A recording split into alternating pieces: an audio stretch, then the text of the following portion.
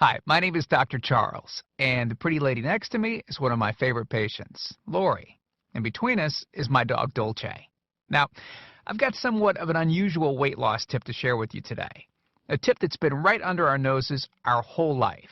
Literally. It's also one of the most important tips that I've shared with my patients in the clinic here in Fishers, Indiana. It's a very simple tip that could help you quickly lose 1 to 2 inches from your belly in under a week. Now, I need you to listen very closely. This video contains one of my biggest fat-burning secrets.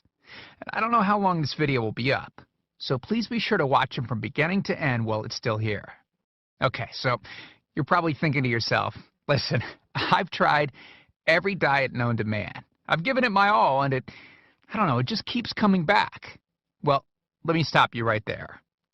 This is not some magical weight loss pill.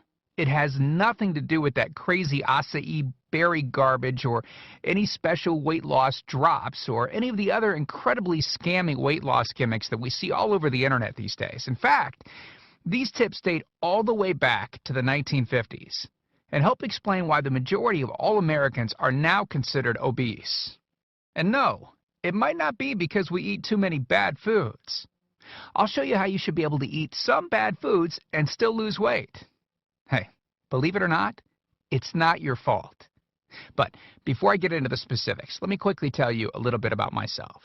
First of all, I'm a board-certified chiropractic physician, certified wellness practitioner, certified advanced nutritionist, speaker, author, have helped thousands worldwide.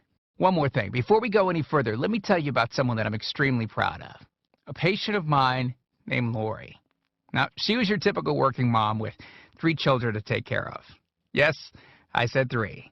Lori was my guinea pig at the beginning and helped me create this program. Now, she comes from a very poor line of genetics, obesity, diabetes, heart disease, etc. So I thought if this program worked for her, it might be able to help anyone.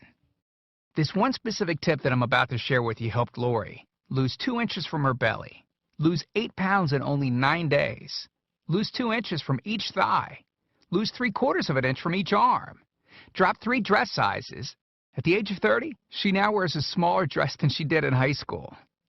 Now, I know you're probably skeptical, and I don't blame you. I mean, it sounds like something so dramatic that it must be torn from one of those supermarket tabloids, right? But it isn't.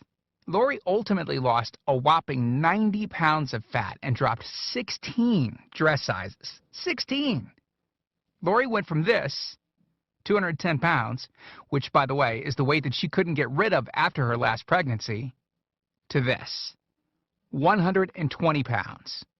And she achieved all of this without counting calories, without starving herself, without killing herself at the gym, all while still eating all the foods that she likes, like raspberry cheesecake ice cream, which she absolutely refused to give up.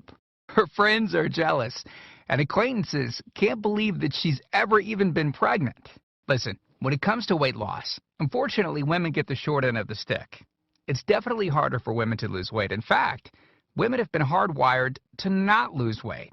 And no matter how cheesy what I'm about to tell you sounds, it all makes perfect sense if we stop and think about it. Let me explain. It all stems back to the hunter-gatherer days of our ancestors. Men weren't built for fat storage at all. Men were built to be lean and fast to hunt food. How men can even accumulate fat at all goes completely against our genetics. On the other hand, women were built for fat storage to be able to survive and care for children during famine. Their essential minimal fat stores are many times higher than men. Women were built to accumulate as much fat as possible and to not lose those accumulations for childbirth, milk production, and child rearing. Now, unfortunately, we've been built to survive, not to look good. Women have a couple of major fat-storing roadblocks that hold them back.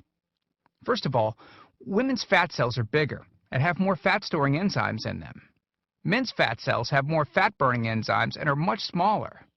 Women honestly do have a lot more working against them, which is why the steps I'll be outlining in this presentation work so well. Second, estrogen multiplies fat-storing enzymes, making them gain weight around their butt and thighs like it's an Olympic event. Darn those childbirth genetics. Third,